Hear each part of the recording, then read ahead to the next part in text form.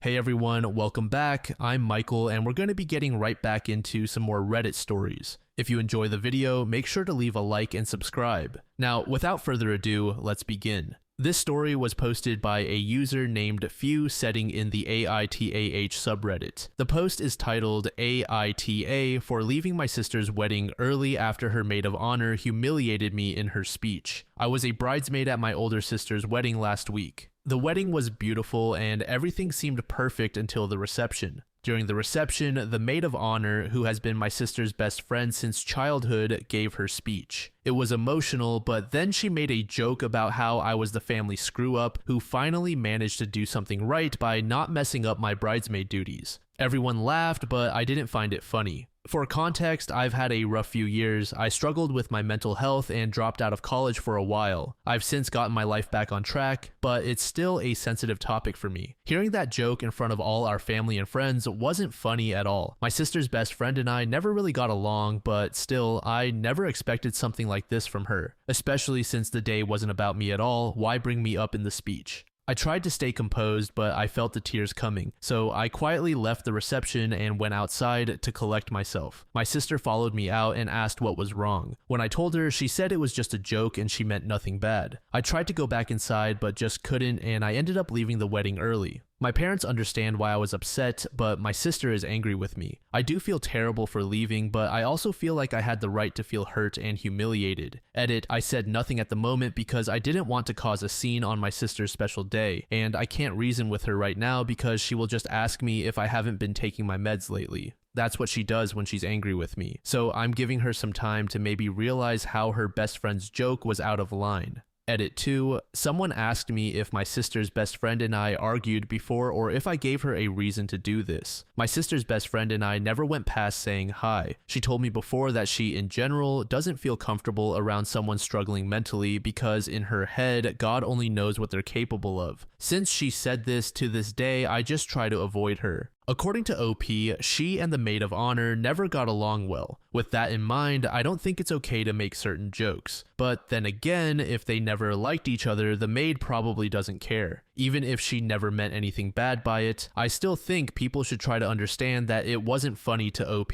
If the situation was making her uncomfortable, I don't think OP is in the wrong at all for leaving. And while I understand it's your wedding and you don't want to ruin it, OP's sister's reaction to this was pretty lame. User Ungrateful Dead said NTA. From the way you describe your sister's reaction, her best friend feels free to belittle you because your sister always goes along with it. I wouldn't be surprised if her maid of honor ran that joke by your sister for approval beforehand. If your sister considers insulting you in a public setting like that to be a joke, you can bet money that they have shared similar jokes between them before. The comments about taking your meds show that your sister doesn't have a lot of empathy for your situation or respect for you as a person. I don't see her apologizing if that's the case. I could be wrong in my suspicions, but everything you describe tells me I'm not. User top ad 7154 said, maid of honor, my ass. Maid of dishonor, more like. What a nasty bitchy thing to do. And your sister sounds awful too. In TA all the way home.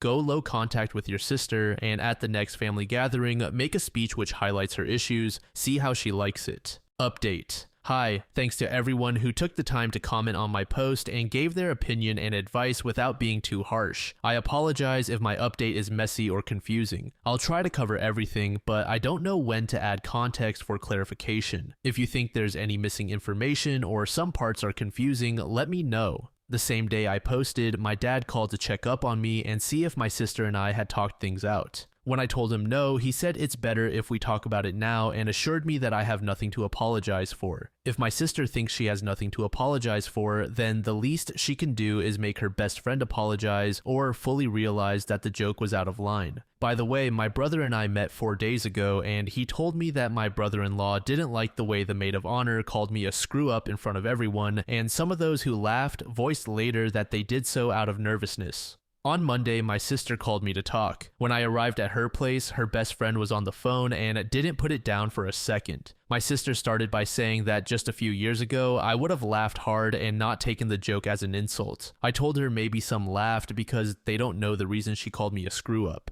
For context, when I was 16, something happened, and that's why I struggled mentally really badly between ages 16 to 18. When I was 17, I was diagnosed with PTSD and later with depression and anxiety. Since then, I don't like it when someone touches my head, especially my hair and the back of my head and neck. My sister knows everything. During our conversation, my sister did most of the talking. At some point, I felt like my sister had called me just to blame me again without trying to understand my perspective. When I tried to talk, she put her hand on the back of my neck and pulled me toward her with each sentence, as if to say, "Do you understand?" or "Okay." I hated it and felt irritated. I honestly kept thinking if I pushed her away, would I be in the wrong? Would they just call me mental and tell the family I got physical? I tried to leave, but she insisted that no one was leaving until we sorted this out. She told her best friend to just apologize. She refused and reminded my sister that I was the reason her husband got angry at her on their wedding day because I couldn't take a joke. When I tried to explain why, I told her if she had focused her speech on the bride and groom, then maybe he wouldn't have had a reason to be angry. She refused to listen and brushed my words off. She said, "Yeah, whatever. Sorry." I was glad it was finally over, and as I was about to leave, I heard her say, "Can't take a joke that everyone knows is true."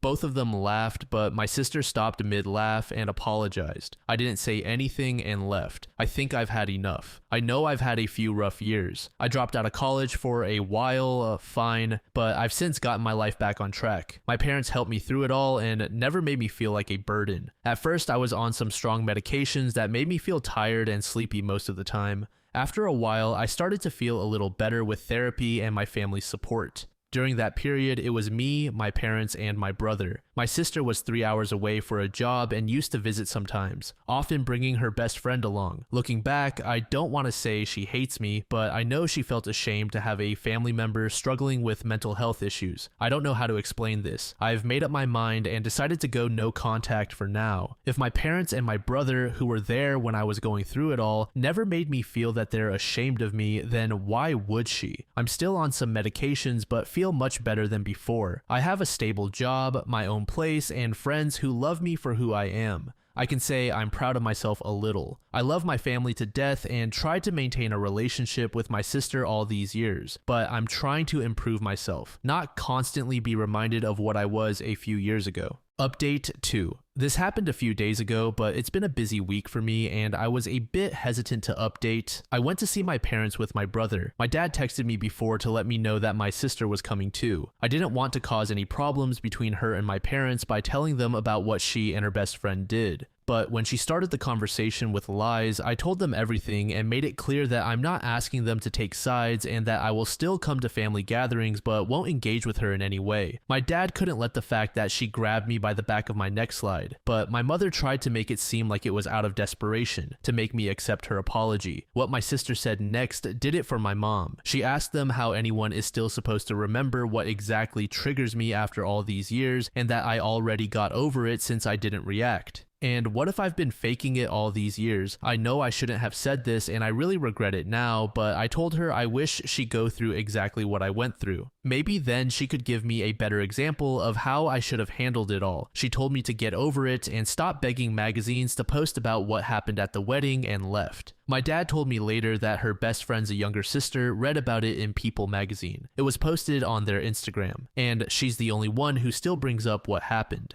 My mother now understands why I decided to go no contact. My dad and brother are 100% supportive of my decision, but I can't stop thinking about what she said. She tried to trigger a reaction out of me and now thinks I've been faking it because I didn't give her one. It's been 11 years. Years of therapy and medications, of course I've gotten better. Not 100% though, since I felt irritated. And if it wasn't for already being labeled crazy, I would have shoved her away. I feel like I should have cut contact with her the moment she asked my parents why I didn't stay at the party and wait for my brother to come and pick me up. The reason I left the party was because some of the guys who were invited were much older than I was and they were getting drunk and loud. 2 of them followed me. The first thing my sister told my parents was and still believes that I left with them because I was naive and just scared or ashamed to admit it, even after both of them confessed everything. But I was young, I guess, and cutting contact with her wasn't something I could do. I also want to mention how supportive my partner has been through all of this. From the day I told him everything, he has been incredibly understanding. Even though I never asked him to and he never told me, but I know he still goes through each movie and series before we watch it together to make sure there aren't any scenes that could make me uncomfortable. When I put something on, he finds a way to distract me for a few minutes to check it before we watch. He has never made me feel like a screw up. He makes me feel like I still deserve to be loved. Thank you to each of you for your kind comments and reaching out in private. Edit. There's something else that happened in the last few days, but I can't mention it. Since they found out I posted on the internet from People Magazine's Instagram, I assume they searched for the original post here on Reddit. I don't think I'm doing anything wrong though. I didn't mention any personal information in my original post or updates.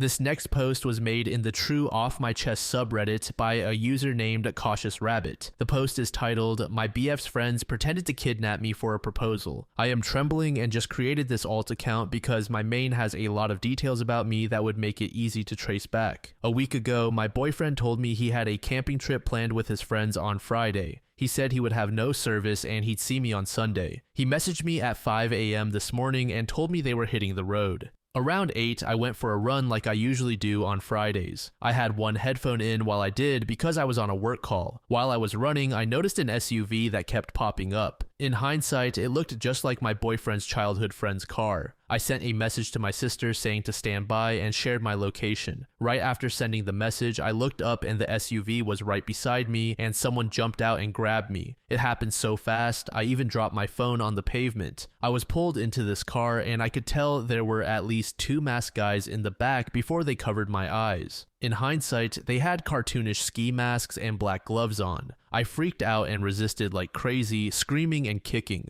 All I could hear was these guys laughing, and I could feel one of them holding me down by my arms behind me, and the other was holding my legs down at the knees. I don't know how long I was in there, but I kept begging them to let me go and crying. I even admit I peed on myself, but I don't think they noticed until we arrived at the house. They pulled me out of the car, and I was screaming for help until I was pulled into a house. When the mask on my head was removed, I was on my knees in front of my boyfriend of 2 years. He was staring at me with a confused look before he started to angrily ask his friends what was going on. As I started to adjust to what was going on, I realized he was dressed nicely and there were romantic decorations around the entryway to his house. I realized who he was and what was going on and collapsed into sobs. I probably had a 5-minute panic attack in that car on my way there and another one sitting in the entryway to his house. I was sweaty, wearing soiled yoga pants, flushed with fear, scared for my life. That was all about an hour or two ago. My boyfriend took me upstairs and was going to help me get showered and changed, but I wanted to do that alone. I heard yelling and commotion downstairs while I showered, but I don't know what is going on. I'm sitting in his room now, holding my shattered phone after crying to my sister about what happened. She lives 1.5 hours away, but is speeding over to get me now. I can't stop thinking about what happened, and even though I know now I was never in any danger, I don't think my brain can comprehend it. They were snickering and teasing me in deepened voices about what they were going to do to me. The one that was holding my legs down kept caressing my thighs up and down into the inner area. When the car would brake, his face kept falling into my chest. I don't even know who that was. I just know one of them sounded unsure and kept trying to defuse the situation, but I think it was the driver.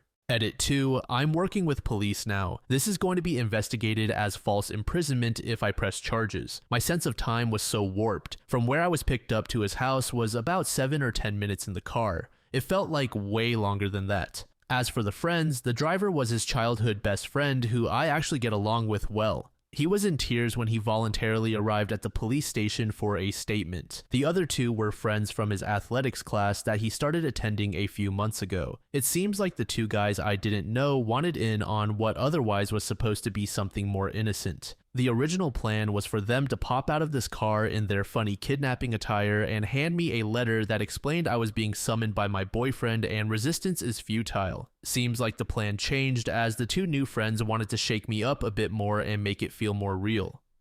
Edit 3. I've had time to calm down and long talks with my sister. We are going to meet up with my boyfriend for dinner tonight. He has been respectful of my requests for space, but has been emotional whenever he thinks about what I went through this morning. His best friend contacted me repeatedly apologizing for allowing it to get that far, but I asked for him to stop and he did. The best friend's fiance reached out and has been supportive and apologetic too. I'm astounded at the support I've received here and wish I could thank each of you individually. I have never had anyone other than my sister and boyfriend care for my mental well-being like this. Reddit is a very kind place sometimes. User Principessa said, "Love, that was not okay, and you are allowed to be not okay too. You were actually assaulted. The guy who was touching your thighs actually assaulted you. The grown men who picked you up, isolated you from help, and took you to a second location actually kidnapped you. When you screamed and cried and wet yourself in fear, when you begged for them to take their hands off you, when you worried about gang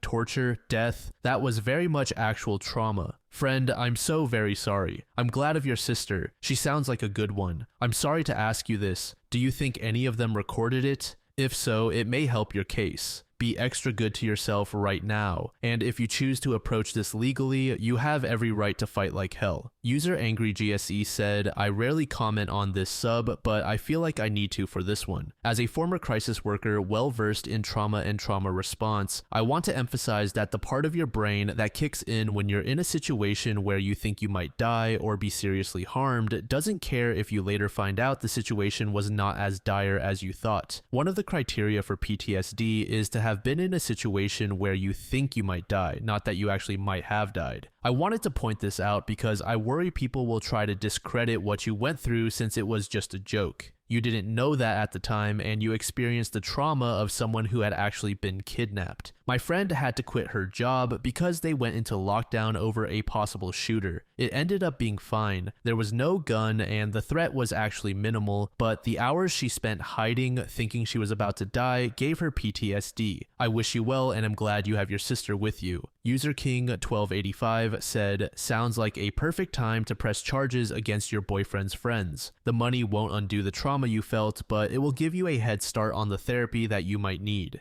To this comment, OP said, "I'm already in therapy for minor issues, but maybe I need a crisis counselor or something. You're right, I feel some level of trauma right now, and I'm worried I'll be scared to run outside or need a weapon moving forward. Even right now in his room, I wish I had pepper spray or something." Update. I apologize for going MIA. I saw my story posted on r/best of Redditor updates, so I finally logged back in. I have a lot I wish I could tell you all, but unfortunately, due to legal consultation, it's best I keep a lot of it private. In short, I'm healing. My now fiance had a private proposal with me last week. We had many tough conversations, and his responses to everything reminded me how safe and loved I am by him. He didn't ask for or endorse that type of plan. I've learned that the two friends whom I didn't know were highly influenced by YouTube pranksters and social experiment channels. Also, one of them let us know he is on the spectrum and apologized for his part. I think that's all I can share for now. I'm only consulting right now and may not press charges. Thank you so much for all the kindness and support. Opening my inbox today warmed my heart incredibly. Edit. There are a lot of people who disagree with me staying with my fiance. I'm sorry I couldn't explain in detail how confident I am in him throughout this. Please read carefully before passing judgments, and I'm sorry I couldn't please everyone with my decisions. But after further consideration, I think pressing charges is the best course of action. Maybe I'm a bit too tender-hearted, but I didn't want the former best friend to get some flack too. But it seems he has to. Final update. Hello concerned friends. I'm not sure if anyone still remembers me, but I wanted to give a final update as I close out this year. 2024 was crazy for me. I spent the entire year working on myself in therapy. I developed an obvious trauma response to being in public, especially when men would be sneaking up behind me or quickly exiting cars near me, but I also developed a fear that made life tough. I became very afraid of my fiance's friends. I love and trust my friends and family with all of my being, but I found that I couldn't trust anyone who was brought into our life because of a feeling of a loss of control. Sorry, this is a bit incoherent. I'm not really sure of how I feel myself, but the point is, if I haven't vetted and learned to trust people, I struggle allowing them into my life. I decided to end things with my ex-fiance. It was tough and took months to do, but I feel better for it. He is a great man, but there were behaviors from him and his friends before, during, and after the incident that gave me pause. The doubt and mental anguish were too much, and I just had to run away from it all. Shockingly to me, I feel immensely better now. It's almost like a switch went off, and being away from him has expedited my healing so much. I'm scared being at my age and starting over, but I'd rather not be married at all than live in stress like I was. Happy New Year, everyone.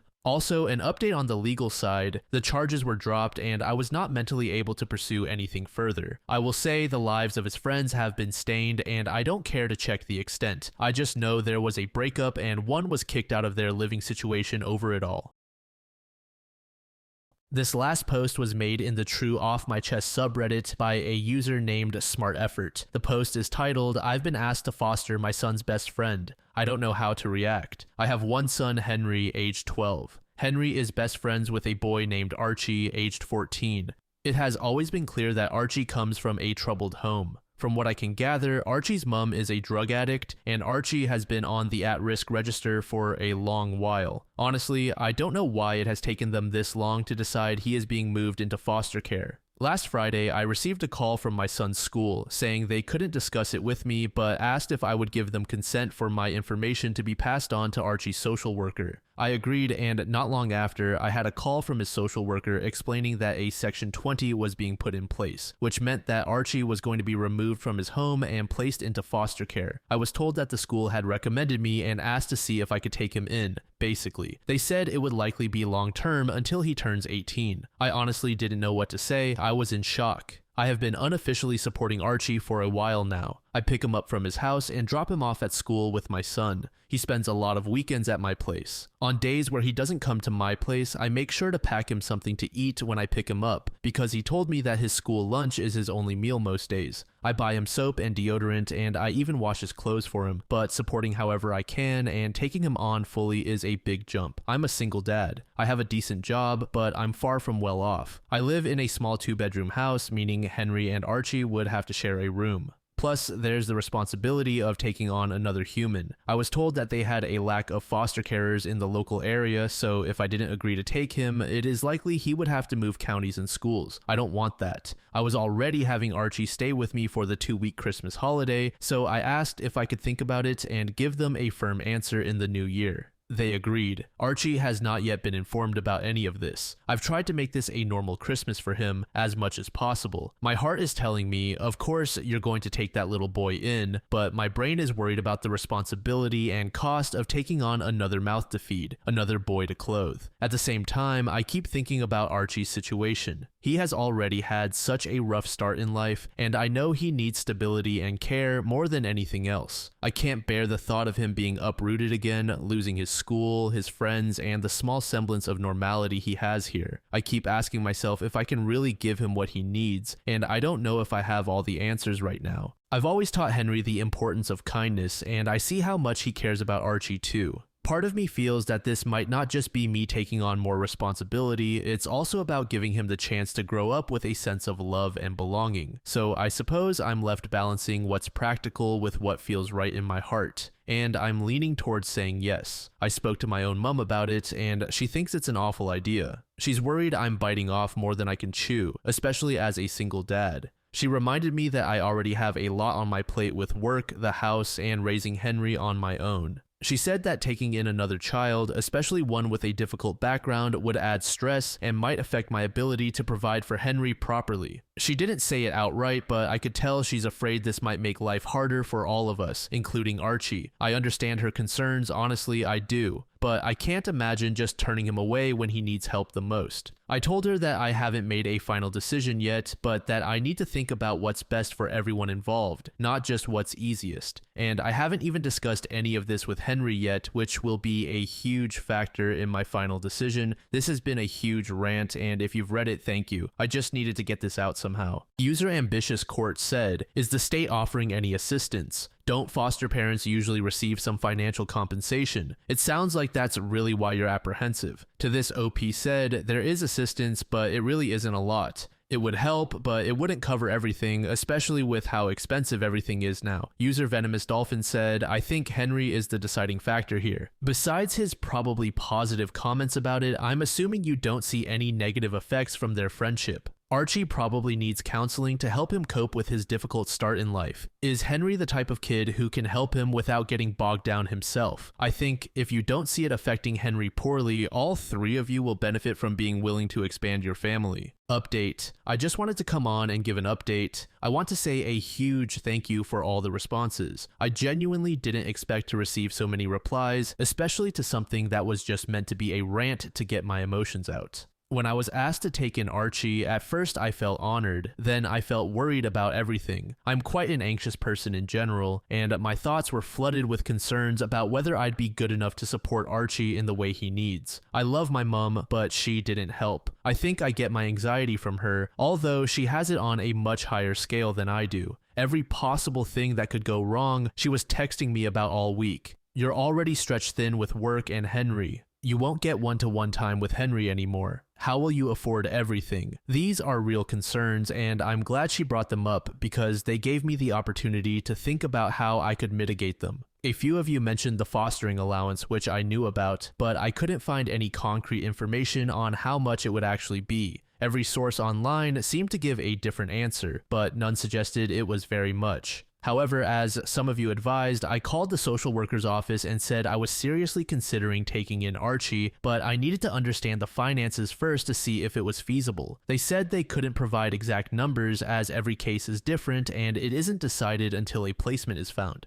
However, they told me the minimum would be around £190 per week, and that it would likely be completely tax-free. Additionally, I'd receive a significant discount on things like council tax. That was honestly a lot more than I expected, and much higher than most of the figures I'd seen online. They also put me in touch with some other foster carers who answered my questions, which was incredibly helpful. This week has been very busy. I worked out my finances, added the estimated fostering allowance, and calculated how much Archie would likely increase my expenses. It worked out that I'd actually have a surplus compared to my current situation. Many of the foster carers I spoke to don't work full-time, using the allowance to supplement their income. I'm not sure if I want to do that, but they mentioned it helps to work part-time since fostering involves a lot of work, meetings, reports, and other responsibilities. On top of that, I'd need to complete training during the first year to become fully qualified. I considered it, and with the additional allowance, I could move to a 0.6 contract while still covering the costs of moving to a 3-bedroom house. While that would leave me with slightly less disposable income, it wouldn't be a significant reduction. I've spoken with my work and they said they'd support me if I decided to do this, but I haven't made a final decision. I don't want it to seem like I'm taking advantage of Archie's allowance. After sorting out the finances, I needed to talk to Henry. This was honestly the most important part of my decision.